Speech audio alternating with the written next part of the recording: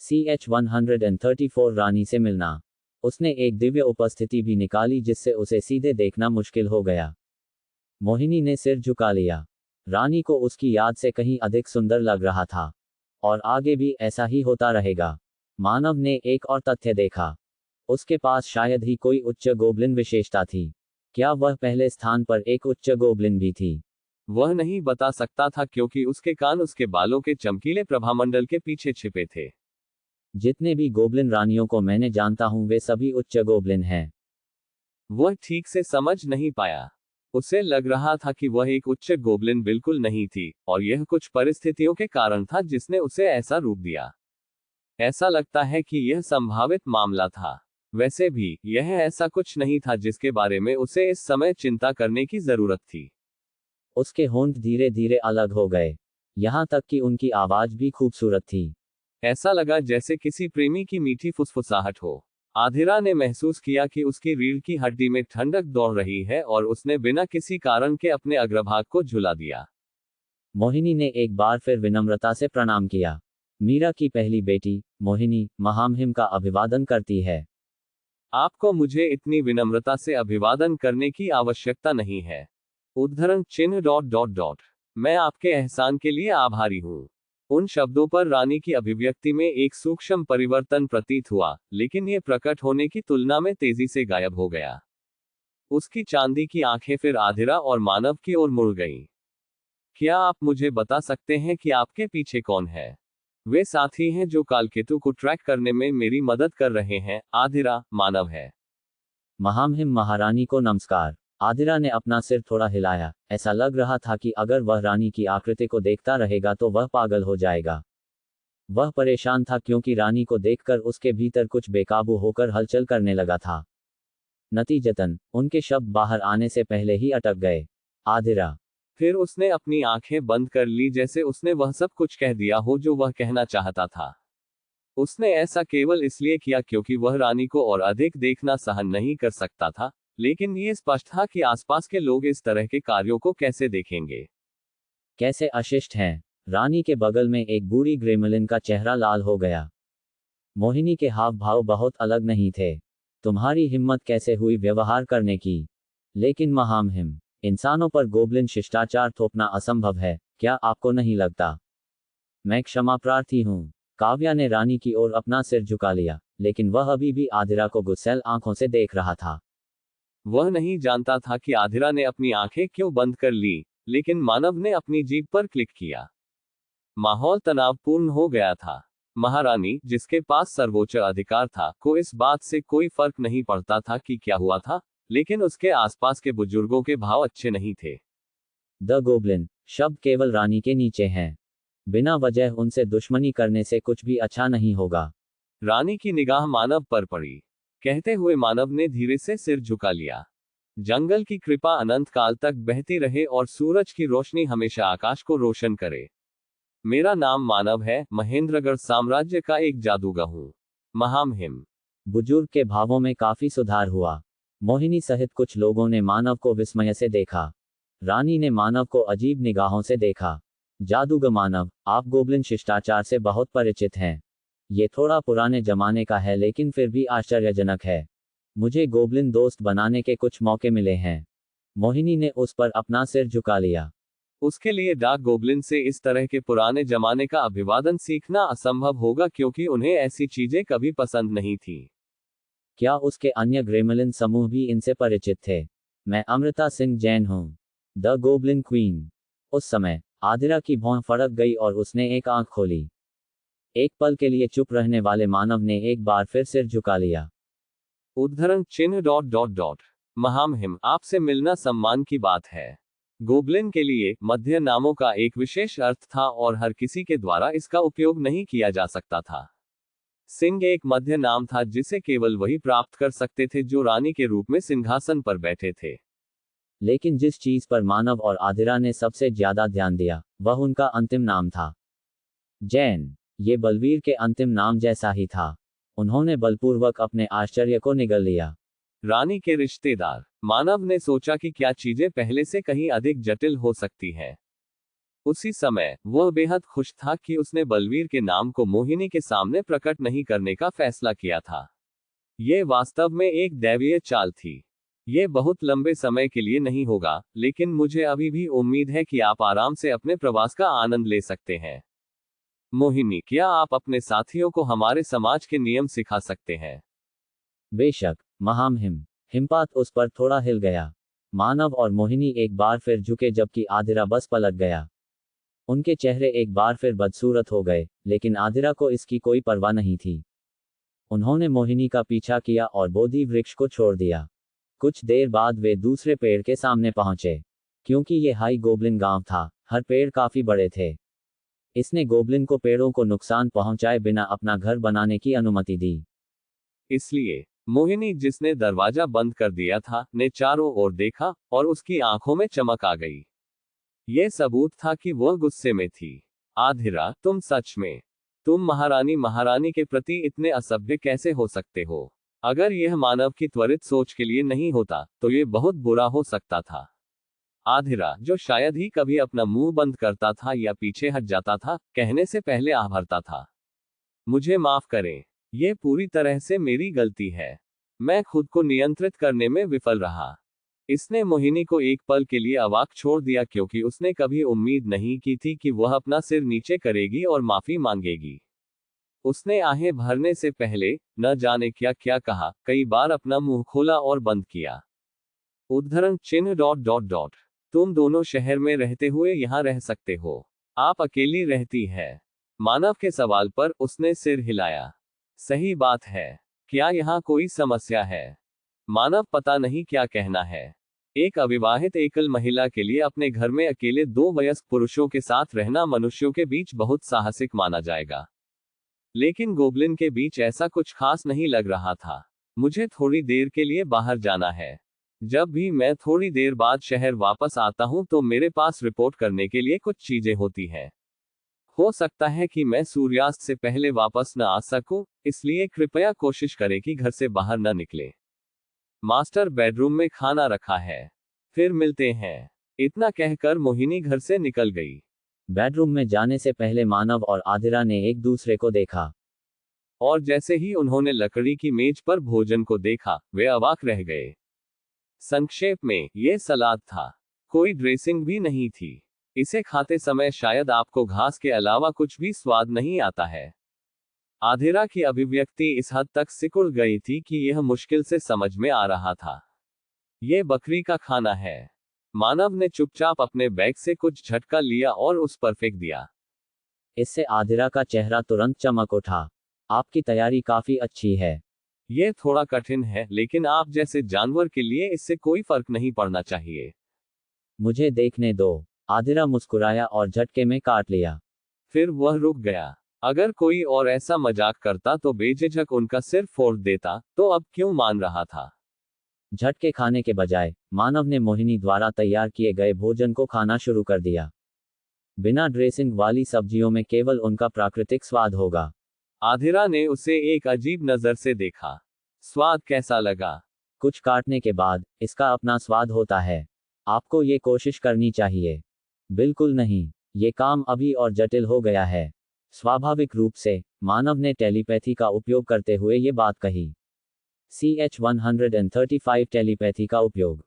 वह दिखावा करने की कोशिश नहीं कर रहा था। यदि कोई गोब्लिन ध्यान केंद्रित कर रहा था, तो वे सैकड़ों मीटर दूर होने पर भी फुसफुसाहट सुन सकेंगे। आदिरा ने झटके से चबाते हुए लापरवाही से उत्तर दिया। क्योंकि बलवीर रानी का रिश्तेदार है। सही। अगर हमारे पास कोई निर्णायक सबूत नहीं है, तो हमें एक पल में बाहर कर दिया जाएंगे। तो अब हम क्या करने वाले हैं? विजेंद्र ने मुझे जो बताया, हम उसकी तलाश करेंगे। आदिरा ने हैरान कर देने वाली आवाज निकाली। जब मानव ने उसे देखा, तो उसने लापरवाही से उसकी ठुड्डी पर चुटकी ली। क्या तुमने इसे व्हेल मछली के मांस से बनाया है? यह बहुत कठिन है और भयानक स्वाद है। उसने क्या कहा? उसने ही मुझे बताया और मुझे छोड़ दिया। आप लोगों का पहले से ही इतना करीबी रिश्ता है। मानव ने आदिरा की बातों पर ध्यान नहीं दिया। उन्होंने कहा कि उन्हें एक माध्यम की जरूरत है जिसके माध्यम से सर्वनाश से संपर्क किया जा सके। विशेष रूप से उसे एक शक्तिशाली वस्तु की आवश्यकता होगी जो इस घने जंगल के बाहर एक संकेत भेजने में सक्षम हो। एक माध्यम। वह नहीं जानता कि यह वास्तव में क्या है। यह एक कंगन या झुमके, एक छोटी सी मूर्ति, या एक साधारण दिखने वाला पत्थर हो सकता है। यह उनके शरीर पर एक टैटू भी हो सकता है। यह इतना अस्पष्ट है। हम इसे कैसे खोजेंगे? किसी तरह। आदिरा को लगा जैसे निर्देश अस्पष्ट थे, लेकिन मानव बस सोच रहा था कि कार्य और अधिक जटिल हो गया था। उसने महसूस किया कि एक देवदूत के रूप में बलवीर की पहचान को उजागर करने और उसे मारने के तरीके के बारे में सोचते समय उसका सिर फट जाएगा।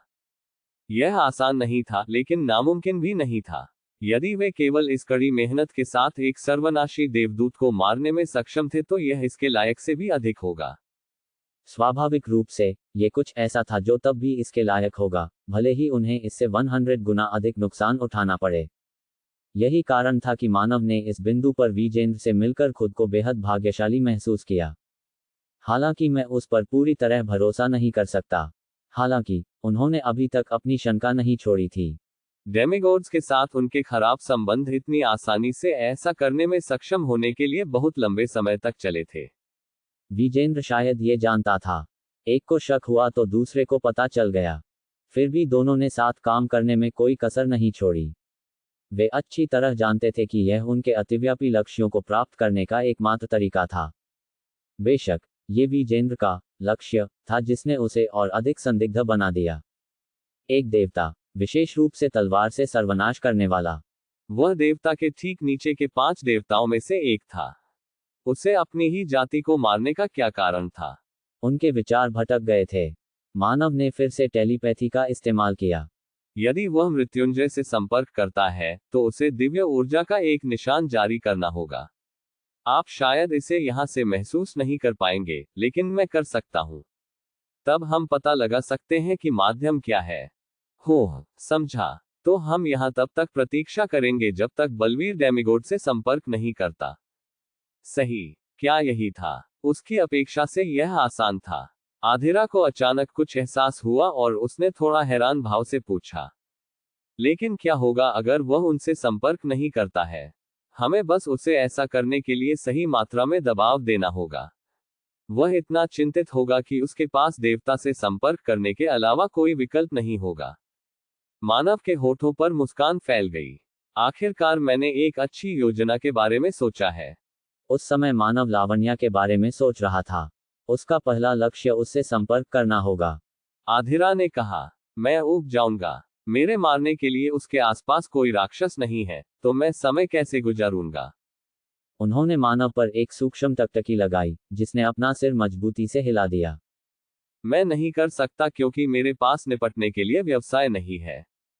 बस थोड़ा सा। क्या तुम मेरे साथ कुछ बार अभ्यास नहीं कर सकते थे? यह महत्वपूर्ण है। हमारा कार्य समाप्त होने के बाद मैं इसके बारे में सोचूंगा। उसे नहीं पता था कि वह हाई गोब्लिन गांव में दोबारा कब प्रवेश कर पाएगा। सटीक होने के लिए उसे फिर कभी वर्ल्ड ट्री को करीब से देखने का अवसर नहीं मिल सकता है।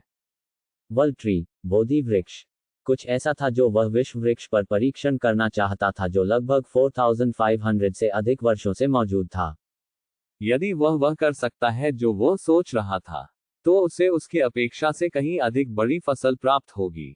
जैसा कि मोहिनी ने सलाह दी, मानव और आदिरा ने घर नहीं छोड़ा। हालांकि ऐसा होने के बजाय क्योंकि वे केवल उसके आदेशों का पालन कर रहे थे, यह इसलिए था क्योंकि उन्होंने पास के पहरेदारों की निगाहें देखी। चोरी छिपे इधर उधर भागने और पकड़े जाने से बेहतर था चुप रहना और इंतजार करना। मानव ने ध्यान करने का फैसला किया। ग्रेट सुंदरवन फॉरेस्ट में पौव हिमालयन पहाड़ों की तरह ही समृद्ध थी। यद्यपि वह उस चरण से काफी पहले था जहां ध्यान से फर्क पड़ेगा। एक जादूगर जितना अधिक शक्तिशाली था, उतनी ही अभ्यस्त मध्यस्थता बन गया था। यह मन और शरीर को स्थिर करने के साथ साथ एकाग्रता में सुधार करने में मदद करता है। जब विचार करने के लिए बहुत कुछ था तो यह एक बड़ी मदद थी।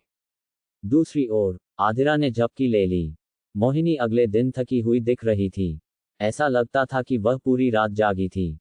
क्या आप अपना व्यवसाय समाप्त कर चुकी हैं? हाँ, अब आप शहर में थोड़ा घूम सकते हैं। कुछ प्रतिबंधित जगहों को छोड़कर। प्रतिबंधित स्थान जैसे क्या? बोधि वृक्ष जैसी जगहें। वहां गोबलिन उनकी रखवाली करेंगे, इसलिए आप पहली नजर में बता पाएंगे। कहने से पहले मोहिनी ने आंखें मली। कालकेतु के कारण होने वाले नुकसान को दूर करने के लिए काम कर रहे हैं। मेरी अपेक्षा से मृत क्षेत्रों को पुनर्स्थापित करने में बहुत अधिक समय लगने वाला है। इसमें 1 हफ्ता लग सकता है, शायद और भी। ग्रेट गोबलिन ग्रुप का नाम था। 1 हफ्ता, शायद इससे भी ज्यादा। ग्रुप के साथ संपर्क में देरी ने मानव ने महसूस किया कि वे भाग्यशाली हैं। इसका मतलब था कि वे अपनी पहचान को थोड़ी देर और छुपा सकते थे। मैं नहीं कर सकता, मुझे थोड़ा सोने की जरूरत है। मोहिनी फिर अपने कमरे में ठोकर खाने से पहले बुदबुदाए। आदिरा ने उसे जाते हुए देखा। वह पूरी रात जाग रही होगी। टेलीपैथी से संवाद करना अब उनके लिए स्वाभाविक हो गया था। मानव ने आधिरा को वह योजना बताई जो उसने बनाई थी। लावण्या नामक डाक गोबलिन के बीच एक महिला से संपर्क करें। उसे इस हाई गोबलिन गांव में यही कहीं होना चाहिए। यदि हाई गोबलिन पूछते हैं कि आप डाक गोबलिन की तलाश क्यों कर रहे हैं, तो उन्हें बताएं कि आप स्पार करना चाहते हैं। फिर आपको बस उन्हें मेरा नाम और ये बताना है कि मैं उनसे मिलना चाहता हूं। बस, सही बात है। अगर यह लावण्या होती तो वह उससे संपर्क करने का एक तरीका खोज लेती। उसके पास उच्च गोबलिन के बारे में उससे अधिक ज्ञान होगा। इसके अलावा डार्क गोबलिन स्टील्थ के उस्ताद थे। ये कुछ ऐसा था जो उन्होंने ध्रुव के साथ अभ्यास करते हुए सीखा था। आदिरा मुस्कुराया और सिर हिलाया। उन्हें वैसे भी डार्क गोबलिन से लड़ने का मौका मिल रहा था, इसलिए मानव की योजना को खारिज करने का उनका कोई इरादा नहीं था। मानव और आधिरा अलग हो गए। चूंकि एक दिन पहले उन्हें देखने वाले लोगों की संख्या बहुत अधिक नहीं थी, इसलिए अलग होकर वे उन पर लगाए गए ध्यान की मात्रा को बहुत कम करने में सक्षम थे। मुझे बोधि वृक्ष के बहुत करीब जाने की जरूरत नहीं है। यह पहली जगह में असंभव था। इससे कोई फर्क नहीं पड़ता कि वह वर्ल्ड ट्री से उचित दूरी पर था। अपने उद्देश्य के लिए उसके लिए एक शांत जगह खोजना बेहतर था। वर्ल्ड ट्री के साथ संवाद करने के लिए आवश्यक शर्त शुद्ध प्रकृति ऊर्जा थी। गोबलिन जो जंगल में पैदा हुए, जंगल में पले बढ़े और जंगल में रहते हैं, इस स्थिति को आसानी से पूरा कर लेते हैं। उनमें से ग्रेमलिन क्वीन विशेष रूप से शुद्ध थी। उसने सुना था कि ग्रेट फॉरेस्ट में अपने पूरे जीवन रहने के कारण वे किसी और से अधिक प्रकृति से जुड़ने में सक्षम थे। यही उनकी वर्तमान योजना को संभव बनाता है।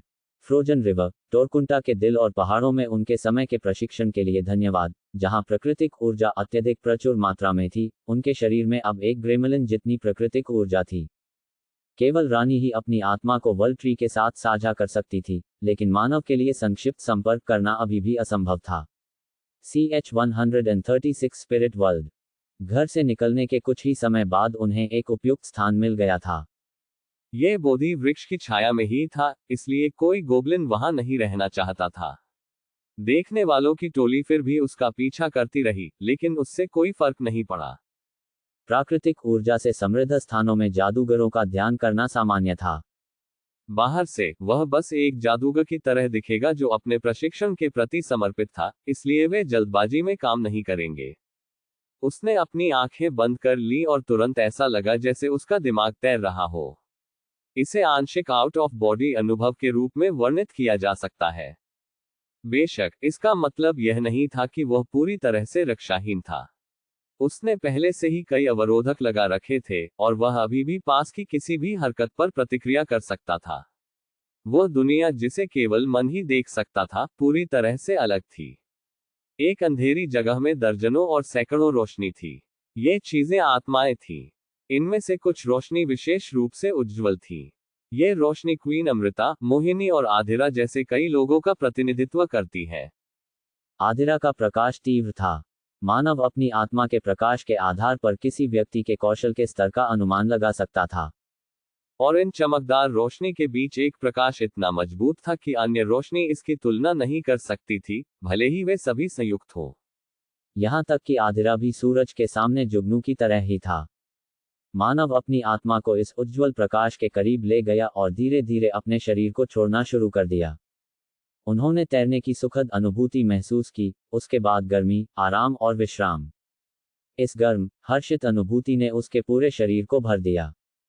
मानव ने भावना को छोड़े बिना इस उज्ज्वल प्रकाश के मूल को खोजने की कोशिश की। फिर मानव ने प्रकाश के केंद्र में गोता लगाया। दुनिया पूरी तरह से सफेद थी। ये स्पिरिट वर्ल्ड था।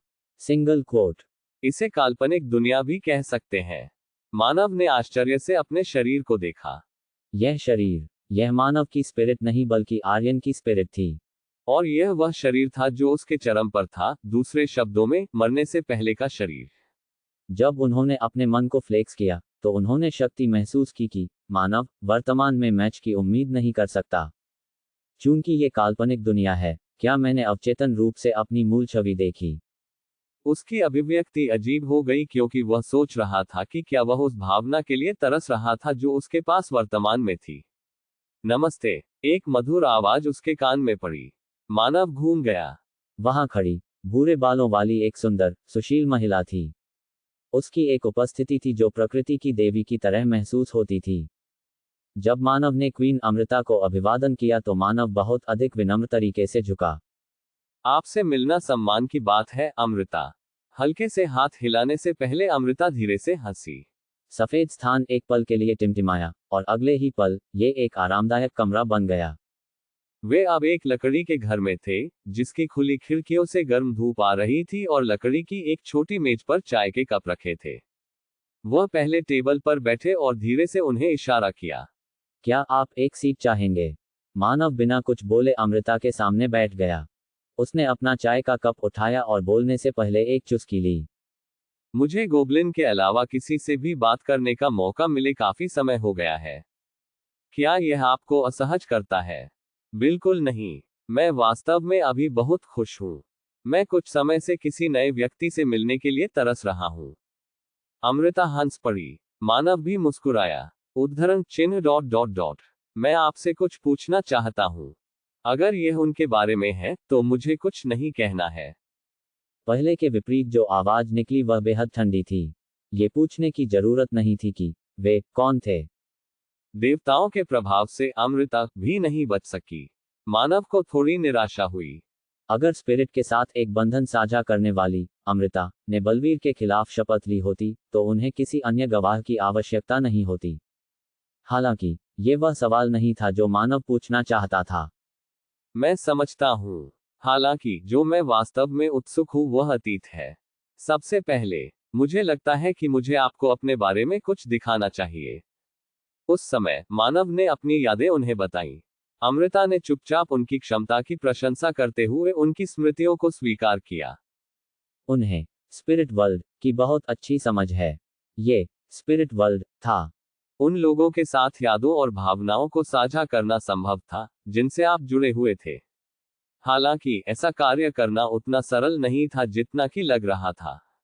उसके सामने वाले व्यक्ति को आई स्पिरिट की तुलना में स्पिरिट वर्ल्ड की बेहतर समझ थी, जिसे उसके द्वारा देखी गई सभी रानियों में से सबसे प्रतिभाशाली कहा जा सकता है।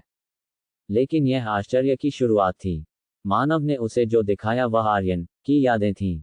इस शरीर को प्राप्त करने के बाद अमृता वह पहली ग्रेमलिन थी जिसे उसने ये जानकारी दी थी। अमृता की आंखें फैल गईं और उसका मुंह थोड़ा सा खुल गया।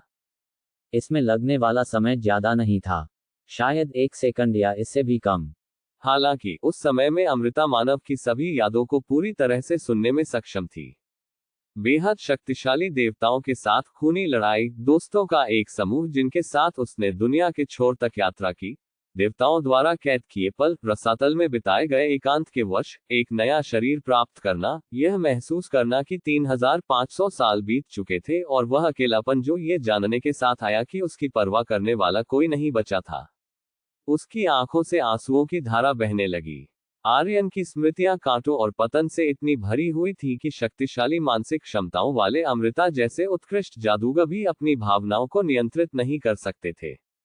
यह एक चमत्कार था कि किसी की कल्पना से अधिक दर्द का अनुभव करने के बाद भी उन्होंने हार नहीं मानी। अमृता के पास अपने सामने बैठे इंसान के लिए सम्मान और दया महसूस करने के अलावा कोई विकल्प नहीं था। आपके पास वास्तव में कठिन समय है। आप इतने लंबे समय तक दर्द और अकेलेपन के रास्ते पर चले हैं। आप वास्तव में वह सब अकेले कर रहे हैं। अमृता को यह व्यक्त करने के लिए शब्द नहीं मिले कि उसने कैसा महसूस किया और बस दुखी होकर रो पड़ी। मानव ने उसकी ओर देखा। वह जानता था कि वह उसकी ओर से रो रही है, फिर भी वह उसकी तुलना में शांत था। मैं इससे समझ सकता हूँ।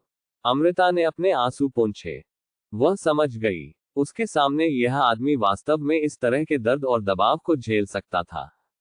वह ये जानती थी क्योंकि उसने आर्यन की यादें देखी थी और महसूस किया था कि उन पलों में उसके पास क्या था। लेकिन इसे सहने में सक्षम होना और ठीक होना बिल्कुल अलग बात थी। वह दर्द जो मानव ने सहा था और भविष्य में भी सहेगा। उसके कंधों पर बोझ बहुत भारी था। एक सामान्य व्यक्ति इन सब के भार से पहले ही कुचल चुका होता।